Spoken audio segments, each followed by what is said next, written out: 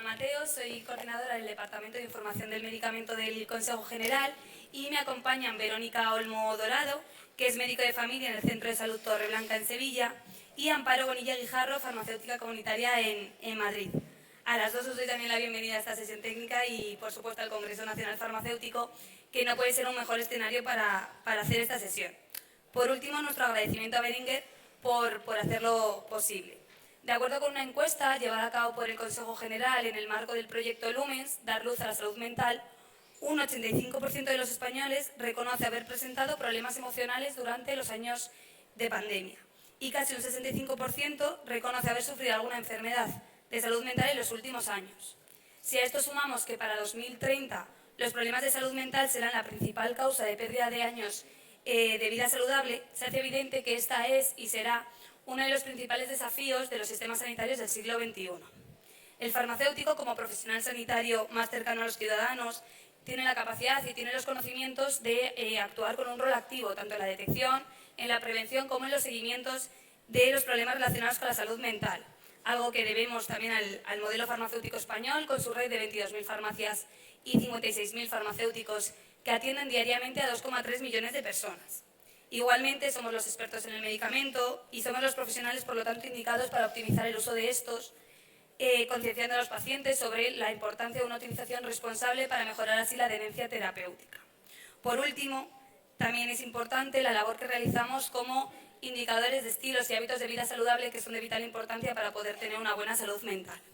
Con el objetivo de desarrollar y de potenciar todas estas capacidades y aportaciones del farmacéutico, el Consejo General y toda la Organización Farmacéutica Colegial ha desarrollado una serie de proyectos y acciones, entre los que destacan la mencionada campaña Lumens, Dar luz a la salud mental, que tenía como objetivo mejorar la formación específica de los farmacéuticos para que podamos contribuir desde las farmacias comunitarias en el abordaje de la salud mental. También tenemos disponible el estudio de la salud mental en España, que en un mismo documento aglutinamos datos sobre prevalencia, causas, factores de riesgo y recursos de atención asociados a los problemas de salud mental. Por último, la acción de Azfarma Advierte ha supuesto la puesta en práctica del servicio de seguimiento de pacientes que estén en tratamiento ya sea por depresión o por ansiedad. Estos son solo algunos ejemplos, pero hay muchos más que muestran la capacidad, pero sobre todo la voluntad de la profesión farmacéutica de formar parte de los planes y estrategias que se desarrollan en el abordaje de la salud mental, porque queremos y podemos hacer más por nuestros pacientes y por la calidad de nuestro sistema sanitario. No me extiendo más, voy a dar paso ya a las ponentes. Vamos a comenzar con la presentación de Verónica Olmo Dorado. Ella es licenciada en Medicina y Cirugía por la Universidad de Granada y especialista en Medicina Familiar y Comunitaria.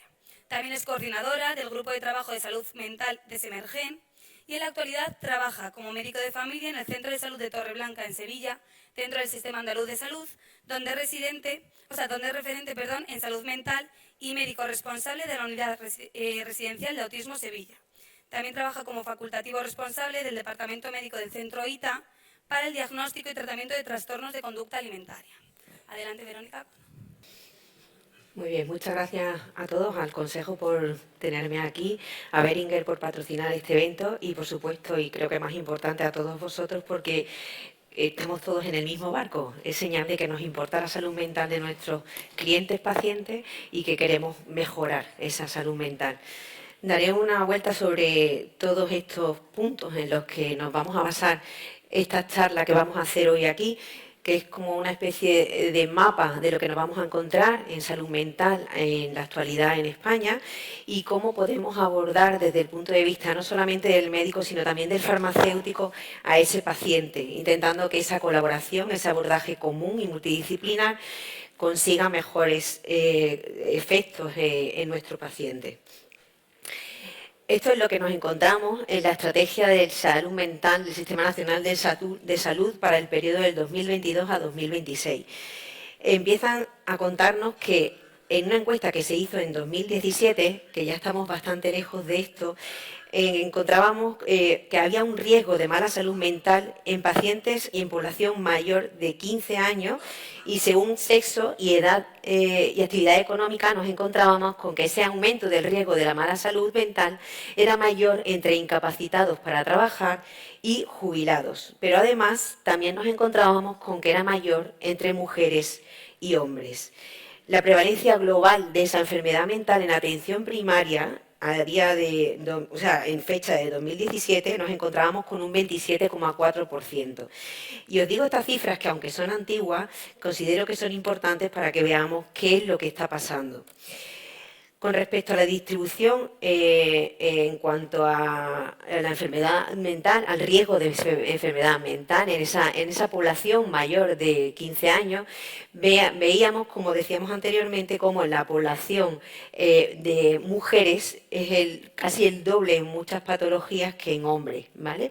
Y además va aumentando conforme aumenta la edad.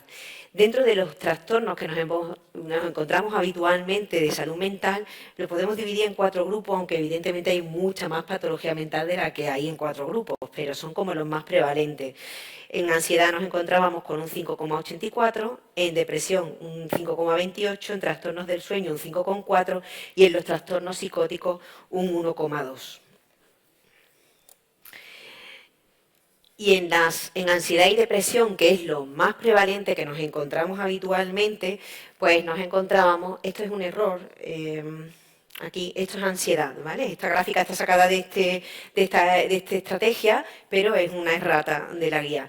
Nos encontrábamos que en depresión el total de pacientes era un 5,28%, si fijáis, mujeres y hombres, pues prácticamente el doble en mujeres que en hombres, y en ansiedad nos íbamos a un 5,84% y más del doble en mujeres que en hombres. Y es que no solamente la salud mental se basa en unas condiciones orgánicas y genéticas, que sí, que tenemos esa base biologicista también, pero es que hay condiciones socioeconómicas y culturales que también influyen en que haya una serie de patologías más frecuentes en determinada población. Existe ese gradiente social y es en algunos problemas de salud mental, como por ejemplo en la psicosis. En la psicosis nos encontramos que es 12 veces más frecuente en niveles de renta más bajos con respecto a los niveles de renta más altos. En cuanto a los trastornos de personalidad, nos encontramos con lo mismo, hasta 11 veces más frecuente, y en los trastornos de somatización, hasta 7 veces con mayor frecuencia. Yo trabajo en un centro de salud en Torreblanca, en Sevilla, no sé si alguien de aquí es de Sevilla, pero es un centro de transformación social, en la que las rentas son bastante bajitas y es donde realmente vemos mucho más y mejor esto que estamos hablando aquí, porque lo ves en consulta todos los días. Pero no nos quedamos solamente con la población adulta a partir de 15 años, desgraciadamente también en los pequeños y en los jóvenes adolescentes tenemos ese incremento de riesgo de mala salud mental. Y nos encontramos patologías como pueden ser los síntomas emocionales, problemas de comportamiento, problemas con compañeros, con conductas. Y dentro de chicos y chicas, generalmente los trastornos comportamentales y de abuso de sustancias se suelen ver más en chicos, que en caso de las chicas se ven más los trastornos de conducta alimentaria y los trastornos afectivos. ¿Y qué nos cuenta además este plan, ¿no?, que nos cuenta el Ministerio? Pues somos el país de mayor consumo de psicofármacos a nivel europeo. En 2017 teníamos que el 34,3% de las mujeres y el 17,8% de hombres mayores de 40 años habían hecho un consumo o se había retirado un envase de farmacia o antidepresivo o ansiolítico o hipnótico, ¿vale? Se dispensaron un total de 203,6 dosis diarias definidas por 1.000 personas y día, predominantemente de estos 3 fármacos, los antidepresivos los que más. Y nos encontramos con la tormenta perfecta. Llega el COVID, que estábamos un poco todos en alerta porque nos centramos absolutamente todo en el COVID, en la sintomatología del COVID, en cómo se transmite, cómo la cortamos, cómo confinamos, cómo hacemos para controlar esto, y nos olvidamos del resto de patologías que, por suerte, y yo agradezco desde aquí, abordasteis vosotros desde vuestras farmacias en muchas ocasiones y digamos, de alguna manera nos liberasteis o nos allanasteis el camino para que nosotros pudiéramos centrarnos en esto. Y mientras nosotros intentábamos curar o acompañar o ver qué evolución llevaban muchos de nuestros pacientes, muchos de nosotros empezamos a ver que esto no se iba a quedar en solamente una pandemia de una enfermedad física y contagiosa, sino que ya había esa cuarta ola que todos esperábamos con miedo y con temor, porque esa cuarta ola iba a ser de salud mental. Esta gráfica es muy gráfica, la habéis visto 10 millones de veces en los telediarios, pero he de decir que esta gráfica no es real. ¿Por qué no es real? Porque esto no empieza desde cero. Ya desde aquí, desde el 2017, como decíamos en las estrategias de este ministerio que nos cuentan, era una línea ascendente que cuando llegó la pandemia se disparó. ¿Vale? No empezamos de cero, ya íbamos con una línea progresiva y donde más se veía era en la patología de infantojuvenil. Ahí es donde más se empezó a ver esa línea ascendente que explotó con la pandemia, ¿no? Y dentro de esa cuarta ola, pues teníamos los traumas psicológicos, las enfermedades mentales, los daños económicos y el agotamiento que teníamos todos en general, ¿no? Como sociedad. Evidentemente llega la OECD, hace su trabajo sobre qué impacto hace esa pandemia sobre la salud mental y nos encontramos con que aquellos pacientes o personas que más estaban afectadas en esta cuarta ola de salud mental eran aquellos que eran desempleados o que tenían una inseguridad financiera. También antes, previamente, ya habíamos visto que también eran un grupo de los más perjudicados. Además, prevalece la ansiedad y la depresión, aumenta de forma exponencial, no solamente se duplica en algunos países, sino que en otros se cuatriplica, y las mayores tasas de enfermedad mental se correlacionan con esos periodos de intensificación en las que aumenta el número de fallecimientos por COVID y con las estrictas medidas de confinamiento. A mayor número de medidas de confinamiento o mayor confinamiento, mayor era el número de enfermedades mentales que se estaban generando. Como os decía antes, no solamente se duplica en España, la ansiedad pasó de un 5,84%, como os decía, en 2017, a un 21,5%, 6, ¿no? 6%, ¿vale? Quiero decir, eso, no se duplica, es una subida exponencial. Y en cuanto a depresión, pues nos pasa un poco parecido. Pasábamos de un 5,28 a un 18,7%. Por tanto, ¿qué nos encontramos post-pandemia? Pues nos encontramos que esa ansiedad y esa depresión aumenta de forma exponencial en muchos países afectados por la pandemia, que aumentan, lógicamente, los trastornos por estrés postraumático y muchos de ellos en profesionales de la salud, y que no solamente se generan nuevos problemas de salud mental, sino que dentro de los que ya teníamos un trastorno mental previo, se descompensaban o se reagudizaban patologías crónicas como los trastornos de conducta alimentaria, los cuadros psicóticos y las conductas adictivas sin sustancias. Pero además también aumentó la violencia de género y los malos tratos en la infancia, un caldo de cultivo para nuevas enfermedades mentales. Y es que es muy importante el diagnóstico de estas patologías, porque el problema de salud mental supone hasta un 16,06% de personas que tienen una discapacidad mayor del 33%. Dentro de todas las enfermedades que afectan a la persona, el 28,5% dependen de la salud mental.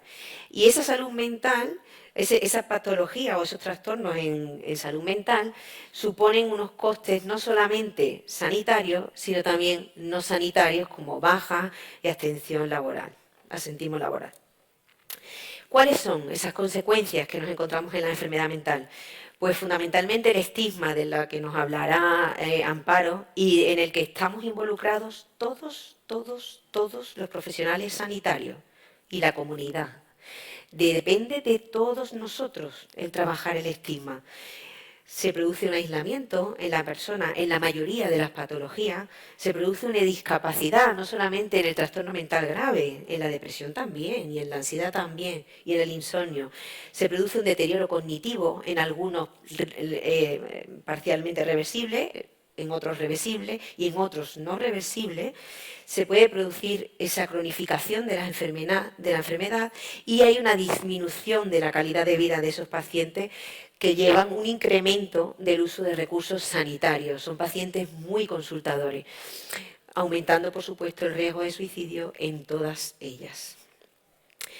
Y centrándonos un poco en el trastorno mental grave, pues quería centrarme en una cosa que creo que es importante para todos y en la que creo que todos podemos colaborar. Y es que sabemos que hay unas comorbilidades físicas, de hecho hay pacientes con trastorno mental grave, se ha visto que se reduce entre 15 y 25 años la supervivencia con respecto a la población general. Y todo depende de la enfermedad cardiovascular. Todos podemos hacer detección cribado y educación sanitaria para controlar esa enfermedad cardiovascular. Pero además tenemos una comorbilidad psíquica, que es el deterioro cognitivo, que muchas veces es inherente a la misma enfermedad. La esquizofrenia se empezó a estudiar como un deterioro cognitivo en personas jóvenes, ¿vale? Después se añadieron los síntomas positivos, los síntomas negativos, pero lo primero fue la detección de ese deterioro cognitivo. Y es el síntoma cardinal de la esquizofrenia y de otras enfermedades mentales.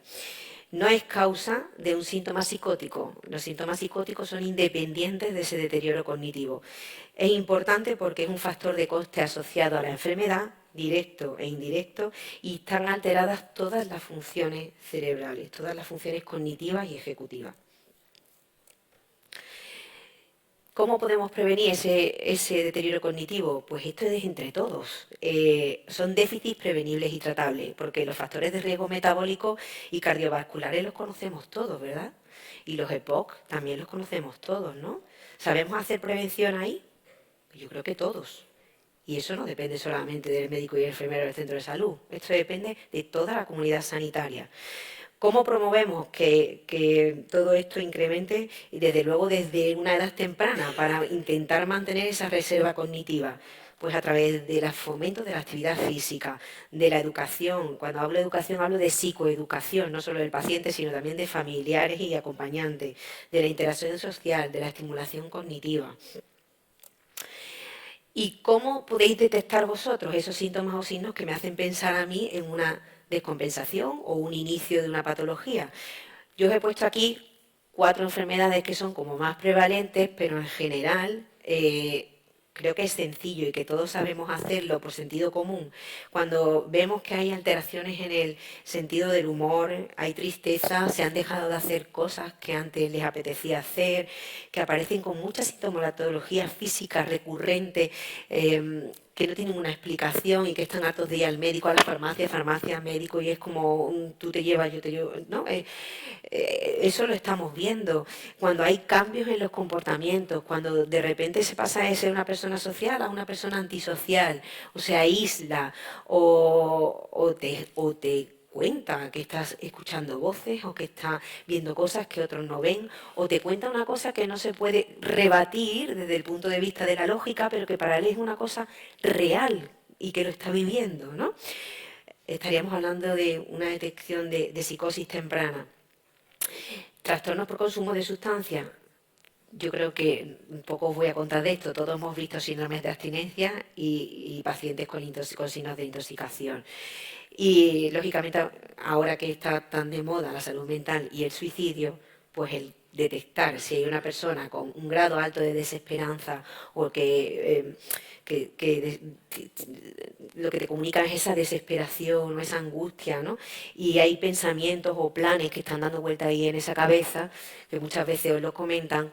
Oye, pues es un momento de decir, mira, creo que esto es algo más, creo que igual debería verte tu médico y vemos a ver qué está pasando, ¿no? ¿Cuál es el papel del farmacéutico bajo mi punto de vista? Es importantísimo vuestra labor en el cribado de comorbilidades físicas y psíquicas, esa psicoeducación y el actuar sobre esos activos farmacológicos no farmacológicos en salud mental. Detección precoz de efectos secundarios e interacciones, la adherencia es súper importante y vosotros sois los primeros que os enteráis de esa falta de adherencia y el porqué, y el acompañamiento y asesoramiento familiar y al enfermo. Como conclusiones, sabemos que estamos ahora mismo en una época en la que la salud mental prima. hay una elevada prevalencia de muchos problemas de salud mental, hay un incremento brutal post-pandemia y las consecuencias son graves en todas las áreas de la persona, hiperextensión a la familia, redes sociales y laboral. Importancia enorme la del diagnóstico precoz, porque mejoraríamos mucho el pronóstico de cualquiera de ellas, de estas enfermedades. Tener en cuenta ese deterioro cognitivo como síntoma de la enfermedad del trastorno mental grave y no como consecuencia de otra sintomatología o tratamiento, y la importancia del papel del farmacéutico en esa detección y derivación precoz, así como en el seguimiento de adherencias e interacciones. Muchas gracias por vuestra atención.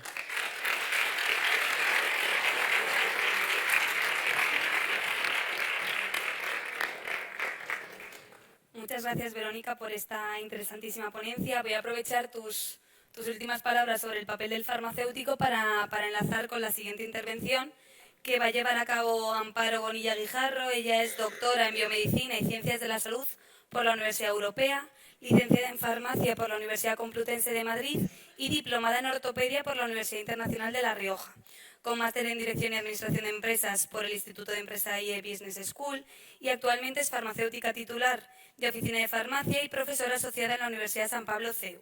Además es fundadora y miembro del Grupo de Abordaje y Tratamiento de Salud Mental de CEFAC. Adelante.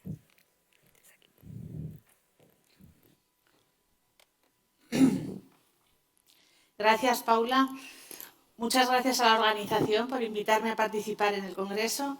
Muchas gracias a todos los asistentes que estáis interesados en conocer cuál es el papel del farmacéutico en la salud mental. Amanecíamos en el 2024 con la noticia de que casi 3 millones de españoles habíamos tenido pensamientos suicidas y que más de la mitad de la población presentaba problemas de salud mental y síntomas de depresión. Esto es una noticia cuando menos llamativa, ¿no? La salud mental va cobrando cada vez más importancia. La vemos diariamente en los medios de comunicación, en la agenda política, en la agenda social. Y no hay estamento que no se haga eco de lo importante que es gozar de una buena salud mental para tener salud y bienestar. Pero a pesar de ello, la salud mental y los problemas de salud mental no dejan de estar rodeados de un estigma muy importante, que nos hacen ver a las personas que padecen enfermedades mentales como personas imprevisibles, personas en las que no podemos confiar, personas que no sabemos cómo van a reaccionar ante los problemas, ¿no? Y que nos llevan a generar estereotipos. Hay diferentes tipos de estigma. Por una parte está el estigma social, que es el estigma que la población general tiene sobre un grupo poblacional determinado. En relación con la salud mental, esto se ve agravado por el hecho de que muchos pacientes con problemas mentales además consumen sustancias y esto lleva a la creación de grandes estereotipos. Pero además existe el estigma interiorizado, el autoestigma, lo que cada uno de nosotros pensamos sobre una persona en concreto. Esto nos lleva a que la eficacia de nuestras intervenciones sea peor, a generar pensamientos negativos y a determinar comportamientos discriminatorios. De nosotros como profesionales sanitarios se espera que seamos compasivos, que acompañemos a las personas que tienen problemas mentales y que les ayudemos. Pero no siempre es así. Se han dado casos de pacientes con enfermedades mentales en los que han sufrido una enfermedad física que se ha achacado al propio trastorno mental, descartando la causa orgánica de su enfermedad. Nuestro estigma nos puede llevar a que no luchemos porque nuestros pacientes tengan los mejores tratamientos o a no ayudarles a que sean lo más adherentes posibles a sus tratamientos. Tenemos que luchar por formarnos, por educarnos y de esta forma eliminar o hacer disminuir el estigma. Y tenemos que empoderar a nuestros pacientes para que demanden una atención sanitaria de calidad y que incluso los pacientes con trastornos mentales tengan acceso a los mejores tratamientos.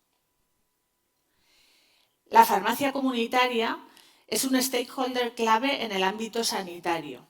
En primer lugar, por el acceso tan fácil que tienen los pacientes a la farmacia, sin cita, a pie de calle, a 50 metros de su casa, pero además por la confianza tan grande que tienen los pacientes en sus farmacéuticos.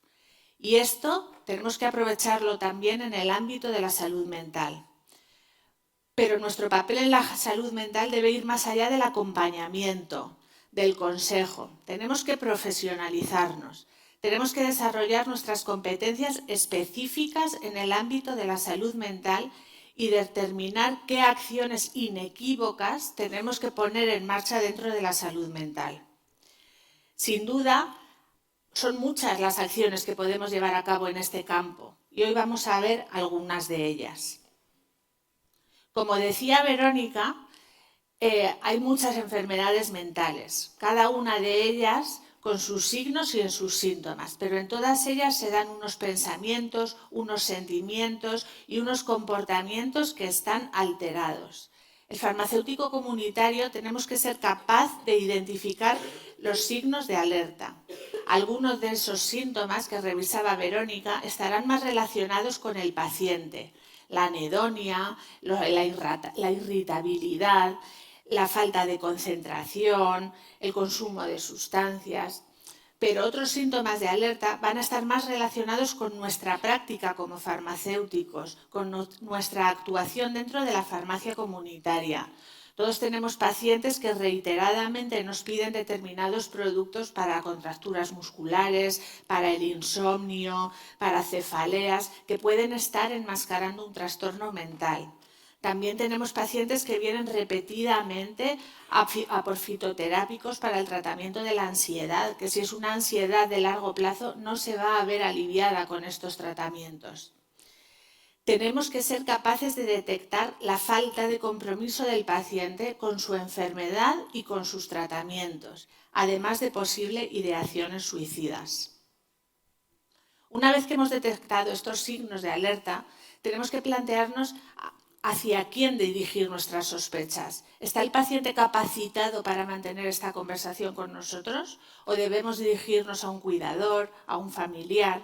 Siempre tenemos que atenderle con privacidad en la zona de atención personalizada de la farmacia. Debemos practicar la escucha activa, no solo escuchar lo que nos dice, sino entender también el mensaje que nos quiere transmitir, porque muchas veces las palabras faltan. Ser empáticos, ponernos en el lugar del paciente y ser asertivos, tratar de decir siempre lo correcto en el momento adecuado. Los farmacéuticos, dentro del área de la salud mental, debemos desarrollar nuestras competencias específicas en el ámbito de la comunicación. Debemos considerar posibles problemas de salud que tenga el paciente, algunas comorbilidades. Debemos preguntarle si ha tenido en el pasado otros trastornos mentales, si es adicto a sustancias, por ejemplo.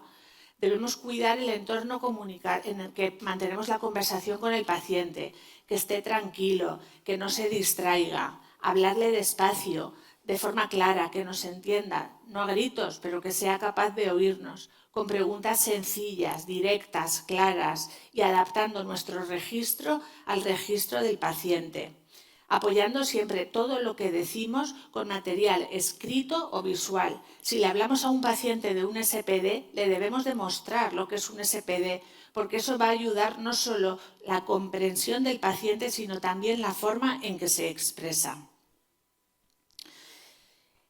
Una vez que hemos identificado estos signos de alerta, puede ser que el paciente presente unos síntomas que están acotados en el tiempo, de corta duración, que no son graves, que no necesitan de un diagnóstico del médico y que podemos aliviar en la farmacia sin necesidad de este diagnóstico médico. Nos estamos enfrentando entonces a un síntoma menor.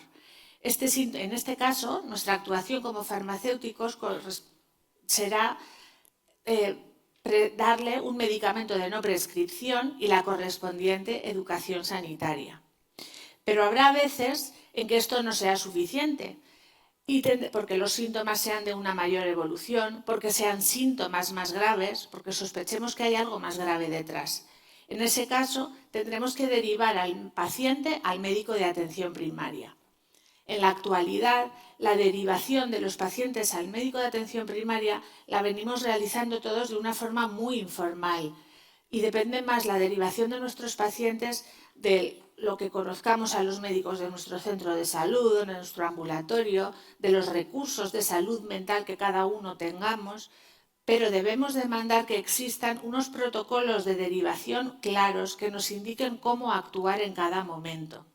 También deberíamos reclamar unos protocolos de abordaje compartido para los pacientes en salud mental, de forma que cada vez que mandamos a nuestro paciente al médico porque sufre un trastorno mental, esto no suponga que perdamos el contacto con el paciente porque migra de un nivel asistencial a otro, sino que nos permita continuar el abordaje compartido junto con el médico de atención primaria o con el especialista conjuntamente. Cuando por el contrario no nos enfrentamos a un síntoma menor, sino que el paciente viene a la farmacia ya con una prescripción, con un diagnóstico realizado, con una prescripción médica, tendremos que asegurarnos que no se ocurre ninguna alergia, ninguna intolerancia, que no hay ninguna duplicidad, no intolerancia o que no se da ninguna situación fisiológica relevante, por ejemplo, un embarazo o la lactancia. Muchos de los fármacos que se utilizan en el área del sistema nervioso central, por ejemplo los antidepresivos, son teratógenos y tendremos que avisar a nuestros pacientes del riesgo que conllevan. Si se trata de una primera dispensación, debemos asegurarnos que el paciente sabe cómo tiene que utilizarlo, para qué es su fármaco y durante cuánto tiempo. Si por el contrario se trata de una prescripción de repetición, debemos asegurarnos que no ha habido ningún cambio y que no han aparecido acontecimientos adversos. Debemos establecer un plan de seguimiento para nuestros pacientes. Y en el caso específico de la salud mental, es necesario hacer preguntas específicas a nuestros pacientes. Por ejemplo, si están tomando otros fármacos, si se trata de pacientes polimedicados, en cuyo caso ofrecerles el servicio de SPDs o de revisión de uso de medicación puede ser adecuado. También debemos plantearnos o estar pendientes de la evolución del paciente, porque si hay un empeoramiento o una recaída en la enfermedad, será el momento de nuevo de volver a derivar el paciente al médico de atención primaria. Es muy importante preguntarle al paciente con trastornos mentales explícitamente por el consumo de sustancias. ¿Usted fuma? ¿Usted bebe? ¿Usted se droga? Porque es información que es muy relevante. El debut temprano de muchas patologías mentales se asocia con mayor riesgo de adicciones. En el caso concreto de la depresión y la ansiedad, el riesgo aumenta entre 3 y 7 veces y hasta el 50% de los pacientes con patologías mentales es diagnosticado de adicción a sustancias en algún momento de su vida. Esto es lo que se conoce como patología dual. Y todo esto, por supuesto, como farmacéuticos comunitarios, debe ir acompañado de educación sanitaria. Debemos darle al paciente información sobre su enfermedad, sobre su tratamiento, si es posible, por escrito. Recomendarle que recurra a asociaciones de pacientes, donde la información que va a obtener va a ser fiable, mucho más de lo que pueda encontrar por Internet. Y recomendarle un estilo de vida saludable, que haga una dieta saludable, que practique deporte, que tenga una buena higiene del sueño. Como todos sabemos, la adherencia a los tratamientos es fundamental para alcanzar el éxito terapéutico, tanto en la eficacia como en la seguridad de los tratamientos. Foro de Atención Farmacéutica nos plantea un protocolo específico para la adherencia a los tratamientos, para plantear este servicio de atención a los tratamientos que aquí os presento. Solo el 42% de los pacientes con esquizofrenia son adherentes a sus tratamientos y esta falta de adherencia tiene mucho que ver con el perfil de los fármacos para el tratamiento de la esquizofrenia, que son fármacos con un perfil de eficacia muy bajo y un perfil de tolerabilidad también bajo. Esta falta de adherencia aumenta el riesgo de recaídas, aumenta el riesgo de ingresos y al final lo que produce es un mayor consumo de recursos sanitarios. En el ámbito de la esquizofrenia y la adherencia se han llevado a cabo diferentes proyectos. En el año 2003, los psiquiatras españoles se enfrentaron a uno de los mayores retos de la psiquiatría actual, que era medir la adherencia en el campo de la esquizofrenia. Y fruto de este proyecto se publicó el Consenso Español sobre Esquizofrenia en Adherencia, que concluyó que la intervención en adherencia era necesaria cuando los pacientes presentaban recaídas, cuando no tenían conciencia de su enfermedad o cuando eran adictos a sus sustancias. Prácticamente las mismas conclusiones llegaron los enfermeros que completaron este consenso con el suyo propio.